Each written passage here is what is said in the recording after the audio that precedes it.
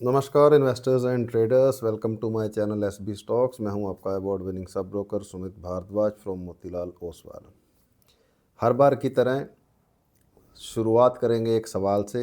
जवाब तो उसका मैं ही दूंगा, बट अगर आप भी कमेंट में उसका जवाब देना चाहें तो दे सकते हैं। तो सवाल ये है कि आपको क्या लगता है कि हमारी कंट्री भारत इंडिया के अंदर फाइनेंशियली फ्री होने के लिए, अब वो किस एज पे होना है वो एक अलग बात है, पर पैसे की अगर हम बात करें तो आपके हिसाब से कितना पैसा होना चाहिए? आम तौर पे आज की डेट में लोग बोलते हैं 5 करोड़, 10 करोड़, 50 करोड़। भी इतना पैसा होगा तो आई एम फाइनेंशियली फ्री। पर एक सच्चाई बताऊं, हम कहीं ना कहीं गलत सोच रहे हैं। मैं 100% नहीं कहूँगा, बट कहीं ना कहीं। और अभी कमेंट मत कीजिए, पूरा वीडियो देखिए, फिर कैलकुलेट करके बताना कि मैंने आपको सही बताया कि गलत। बेसिकली होता क्या है ना, हम स्टॉक मार्केट के अंदर दो चीज़ों को अंडर एस्टिमेट करते हैं: पावर ऑफ कंपाउंडिंग और परसेंटेज मैथ। क्योंकि मार्केट इज़ व्हाट मैथ, उसी मैथ को हम समझेंगे कि असल में हमारे लिए क्या ठीक हो सकता है। मतलब ये मुझे अपने लिए ठीक लगता है वो। और देखिए, जो मैं खुद के लिए प्लान करता हूँ वही मैं अपने इन्वेस्टर्स के लिए करता हूँ। और जो मैं अपने इन्वेस्टर्स के साथ शेयर करता हूँ उसका कुछ ज्ञान, जितना कि मुझे अलाउड है यूट्यूब पे बोलना, क्योंकि सारी बातें तो मैं बोलनी अलाउड नहीं है। और तो जितना अलाउड है मैं आप लोगों के साथ वो शेयर करने की कोशिश करता हूँ। तो बेसिकली मैं, एज यू ऑल नो, कि मैं पर्सनली काफ़ी हाई नेटवर्थ इंडिविजुअल्स इन्वेस्टर्स के साथ पोर्टफोलियो बनाते हैं, मैं और मेरी सेबी अप्रूव टीम जो है मोतीलाल की, उसके साथ मिलके। जो कि अभी हम एग्जाम्पल के तौर पे, देखो लिमिट तो कोई नहीं है, पर हम यहाँ पे लेके चलते हैं कि लेट्स टेक, जो इंसान 1.5 लाख से 2 लाख रुपए मंथली कमाना चाहता है, अब वो कैसे कमाना है वो भी आगे हम आगे डिस्कस करेंगे। कोई गेट रिच क्विक स्कीम नहीं है, कोई टिप्स नहीं है। Again disclaimer, this video is just for education purpose, not a tip or advice. Consult your SEBI approved advisor before taking any kind of financial decisions.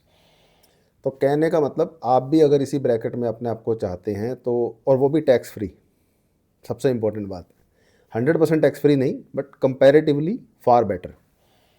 और वो भी सिर्फ 2 करोड़ की कैपिटल से, ना कि 10 करोड़ की कैपिटल से।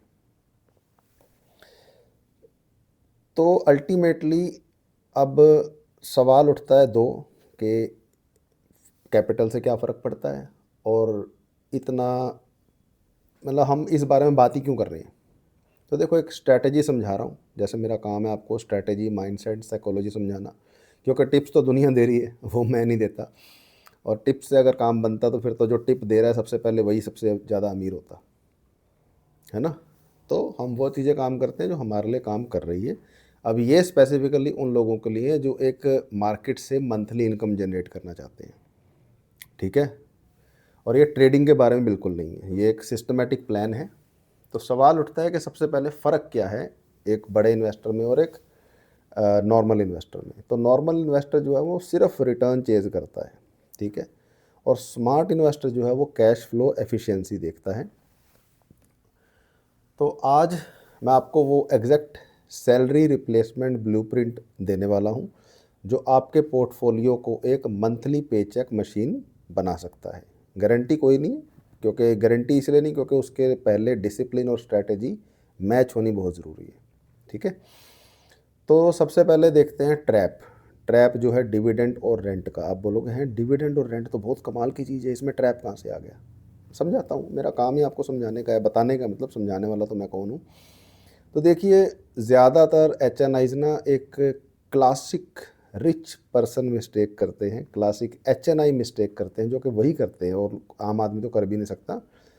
वो रिटायरमेंट की जब भी प्लानिंग की बात करते हैं तो उनका एक ही फंडा होता है कि जो रियल एस्टेट बनाएंगे और रेंटल इनकम खाएंगे, या फिर स्टॉक्स का पोर्टफोलियो बनाएंगे डिविडेंड रिच, भी वो स्टॉक्स जो डिविडेंड ज़्यादा देते हैं, और उससे घर चलाएंगे। पर आइए अब दोनों की रियलिटी चेक करते हैं विद रियल डेटा। आप भी जाके चेक कर सकते हैं। तो सबसे पहले डिविडेंड की बात करता हूँ, रियल एस्टेट की बात नहीं करते, डिविडेंड की बात करते हैं। भी अगर आपको साल का 18 लाख डिविडेंड आता है, ठीक है, मैं छोटे मोटे अमाउंट की बात नहीं कर रहा, लेट्स से 18 लाख का डिविडेंड आता है, तो और आप 30% टैक्स स्लैब में हैं बाई चांस, तो सरकार आपसे सीधा 5.4 लाख टैक्स ले लेगी। अब वो सही है गलत है वो एक अलग पंचायत है, उसकी ना मेरे को नॉलेज, ना मैं उस बारे में बात करना चाहता, पर जो होगा उसी की बात कर रहा हूँ। अगर कुछ ऊपर नीचे हो 19-21 का फ़र्क हो सकता है,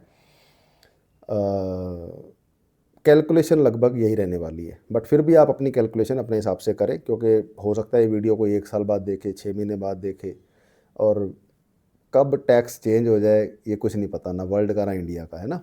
तो ऐसे ही अगर आप 18 लैक्स डिविडेंड आप जनरेट कर रहे हैं एवरी ईयर, तो 30% टैक्स स्लैब में अगर आप आते हैं तो 5.4 लाख टैक्स सीधा गवर्नमेंट के पास जाएगा, प्लस सरचार्ज अलग से। हाथ में आपके क्या बचा, you can calculate. Problem number 2, rental income की। अब रेंटल इनकम में क्या होता है कि कमर्शियल प्रॉपर्टी की जो यील्ड है वो आज 5 to 6% है। इसको समझने के लिए कि फॉर एग्जांपल आपकी 2 करोड़ की प्रॉपर्टी है और उसका 1% बनता है 2 लाख, क्या आपको मिलेगा? ये डिपेंड नहीं करता आपका गांव में घर है शहर में घर है, मैं कह रहा हूँ वर्ल्ड की बेस्ट जगह पे है। आप इंडिया छोड़ो, आप भारत छोड़ो, वर्ल्ड में कहीं चले जाओ, मिल रहा है तो करो ट्राई। और दूसरी बात, अगर मान लीजिए भारत से बाहर भी कहीं जा रहा है, भारत से बाहर छोड़ो, बंदा अपने शहर के बाहर नहीं जा पाता, पर जो सच्चाई है वो यही है कि वी कांट इवन मेक 1% भी छोड़ो, आधा परसेंट भी नहीं मिलता है, वो 0.25% मिलता है। तो साल का मिला के कुछ 5 to 6% यील्ड है कमर्शियल प्रॉपर्टी की, और रेजिडेंशियल की तो है 2 से 3% साल की। तो और उसमें एक और सबसे बड़ी प्रॉब्लम है, वो है लिक्विडिटी की। तो अगर फॉर एग्जांपल आपको 10 लाख की ज़रूरत पड़ गई तो आप अपना कमरा बेचेंगे, एक कमरा नहीं, आपको तो पूरी प्रॉपर्टी बेचनी पड़ेगी, जो कि बिकने में 2, 3, 6 महीने लग जाते हैं। मैं खुद अपनी एक प्रॉपर्टी पिछले 6 महीने से बेचने की कोशिश कर रहा हूँ, बिक भी चुकी है, डील भी हो चुकी है। अब मान लीजिए 100 रुपये आने हैं तो 5-5, 10-10 रुपये करके टुकड़ों में आ रहे हैं। And that is why I have started to hate real estate so much, क्योंकि झूठ फरेब इतना है, मतलब जिसकी कोई सीमा नहीं है, और ज़ुबान का तो भूल ही जाओ। चलो वो एक अलग चैप्टर है। अब स्मार्ट मनी जो है, जो स्मार्ट लोग हैं या स्मार्ट इन्वेस्टर्स हैं, वो ये सब नहीं करते। वो आज की डेट में अगर आप थोड़ा सा अपडेटेड हैं टेक्नोलॉजीज़ को लेके या न्यू फाइनेंशियल सिस्टम्स को लेके, तो वो 2 चीज़ें करते हैं। एक करते हैं सिप, सिस्टमेटिक इन्वेस्टमेंट प्लान, और उसके बाद वो करते हैं SWP, जिसको हम बोलते हैं सिस्टमेटिक विड्रॉल प्लान। ठीक है, इसके ऊपर पहले भी आपने काफ़ी वीडियोस देखे होंगे, बट मैं बता रहा हूँ the way I like to do it. ठीक है, बाकी आप देखिए आपको कौन सा SWP करना है, मैं आपको वो बता रहा हूँ जो हमें ठीक लगता है। बाकी आप अपने एडवाइज़र से, ब्रोकर से, या जिससे भी आप सलाह करते हैं स्टॉक मार्केट की, बट मेक श्योर कि वो आपका भला सोचे, सिर्फ अपना नहीं। तो अब देखते हैं कि मान लीजिए आपके पास 2 करोड़ का कॉर्पस है, ठीक है जी, हम इसे इन्वेस्ट करते हैं एक डाइवर्सिफाइड पोर्टफोलियो में with a mix of large cap, flexi cap and hybrid funds, और ज़्यादा नहीं, एक कंजर्वेटिव अप्रोच रखते हैं 12% का CAGR। ठीक है, अब हम सेट करते हैं एक systematic withdrawal plan of 1.5 lakhs monthly, मतलब साल का लगभग 18 लाख रुपए आपके बैंक अकाउंट में आ जाएगा। अब यहाँ आता है असली मैसेज, असली मैजिक इन टैक्सेशन, कि वही 1.5 लाख अगर आपको किसी और सोर्सेज से आएगा तो क्या होगा। तो जब आप SWP से पैसा निकालते हैं, आप 2 चीज़ें निकाल रहे हैं, आप प्रिंसिपल भी निकाल रहे हैं और आप कैपिटल गेंस भी निकाल रहे हैं। तो शुरू के सालों में आपकी विड्रॉल का एक बड़ा हिस्सा आपका प्रिंसिपल ही वापस आ रहा होता है, और प्रिंसिपल पे कोई टैक्स नहीं लगता।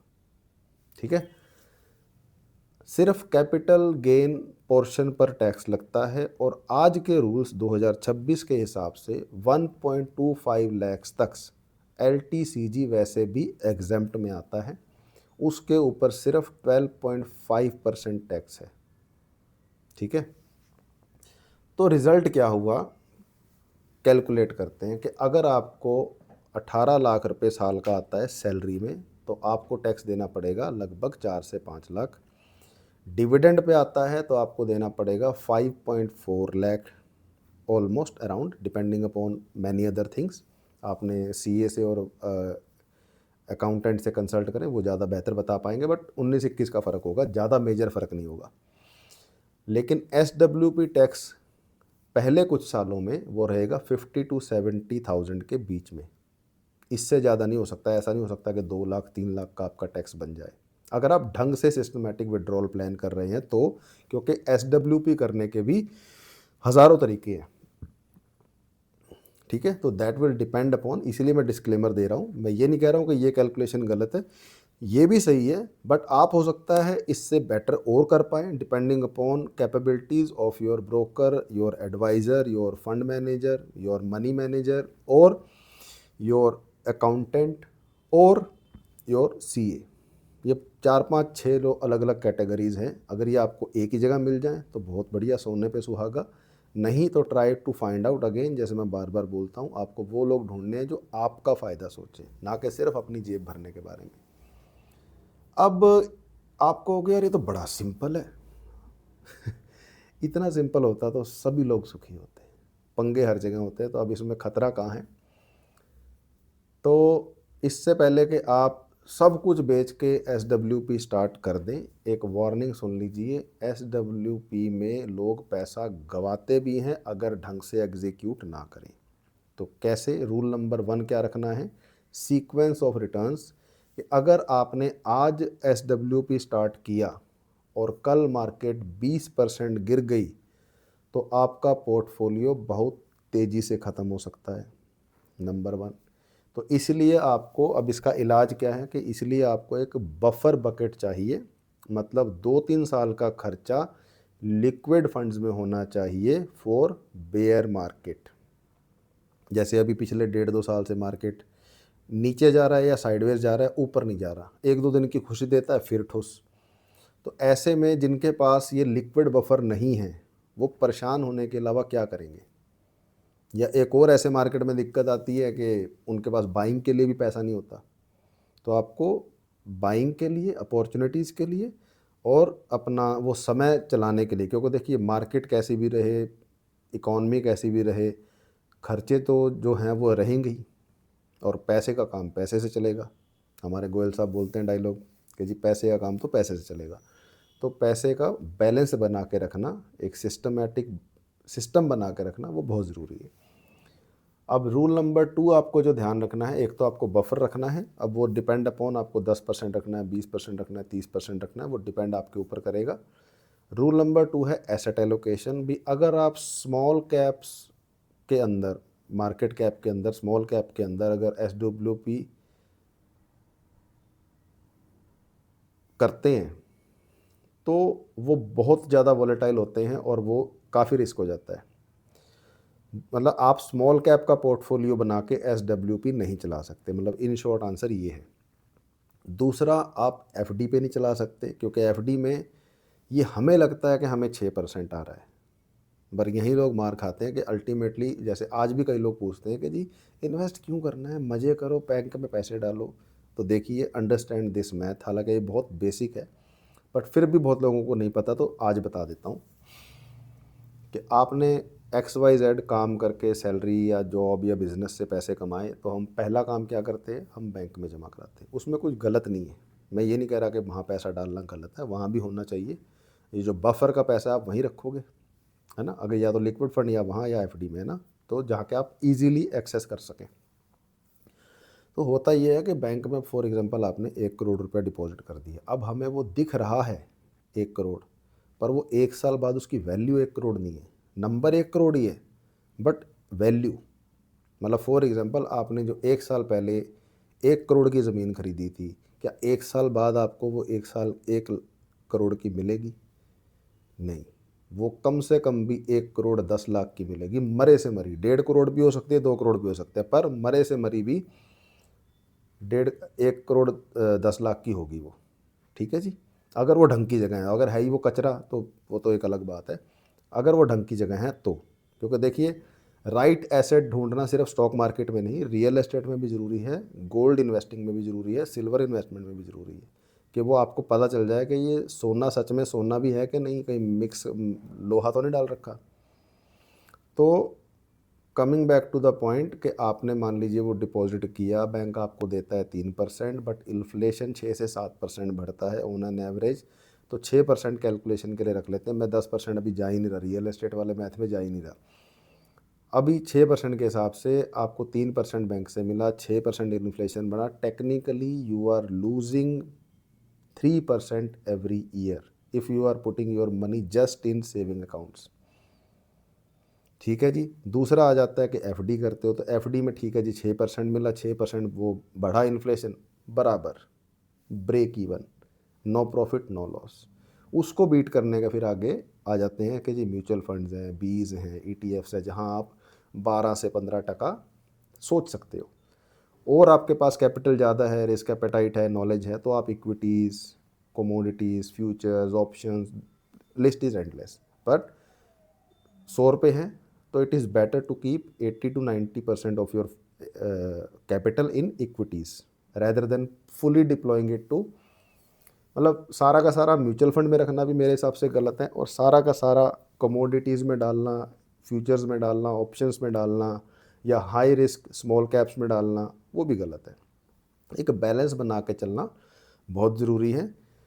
तो इसीलिए मैं कह रहा हूँ कि स्मॉल कैप्स में डालोगे तो ये SWP काम नहीं करेगा, FD पे डालोगे तो काम नहीं करेगा, क्योंकि इन्फ्लेशन खा जाएगा। ठीक है। अब जो कोर पोर्टफोलियो, बैलेंस पोर्टफोलियो कैसा होना चाहिए, वो मैंने पहले वीडियोस में बताया हुआ है, उसका लिंक मैं नीचे दे दूंगा, नहीं तो आप मेरे फुल वीडियो सेक्शन में जाके देख सकते हैं। तो अल्टीमेटली फाइनेंशियल फ्रीडम का मतलब कोई एज नहीं है, कोई अमाउंट नहीं है, या आपको देखना है कि आपकी हैप्पीनेस कहाँ है, बट उसके साथ थोड़ा सा अगर मैथ ऐड कर देते हैं तो बढ़िया रहता है। मतलब अब मतलब हमें क्या लगता है कि हम एक दिन बहुत ज़्यादा कर लेंगे और रोज़ नहीं करेंगे, बट गेम है रोज़ की। आप हफ्ते में आप सोचो मैं 2 दिन सोता रहूँगा लगातार जी, बाकी 4 दिन लगातार काम करूँगा, इज़ इट पॉसिबल? नो। आपको रोज़ सोना है, चाहे रोज़ 4 घंटे सो, 5 घंटे सो, बट सोना रोज़ है। You can't do this. ठीक है 1-2 दिन जाग सकते हो, but you can't do it. ऐसे आपको जिम जाना है तो आप सोचो जी मैं रोज़ करने के बजाय हफ्ते में 1 दिन जाके 10 घंटे लगा के आता हूँ, फ़ायदा होगा कि नुकसान? ऐसे ही लोग स्टॉक मार्केट में आते हैं, 2-4-6 महीने के लिए आएंगे, अपना कैपिटल जीरो करके गायब। तो यार मैं वही बार बार बोलता हूँ कि जैसे हम नॉर्मल लाइफ में कॉमन सेंस लगाते हैं, वही कॉमन सेंस का 10% भी अगर इधर लगा लिया ना, तो our life will be better. तो ये था आज का वीडियो। आपको कैसा लगा कमेंट करके बताएं, चैनल को सब्सक्राइब करें, एंड आपकी कोई भी डिस्कशन पॉइंट है, कोई भी तकलीफ़ है, कोई भी प्रॉब्लम है जिसमें आपको लगता है कि I can help in stock market, तो आप प्लीज़ कमेंट करें। Let's do a healthy discussion, and ending this video with a disclaimer that this video is just for education purpose, not a tip or advice. Consult your SEBI approved advisor before taking any kind of decisions. अगला video किस topic पे चाहते हो, किस stock पे, किस sector पे, या किसी और समस्या पे, please comment. Thank you, take care, अपना ध्यान रखें।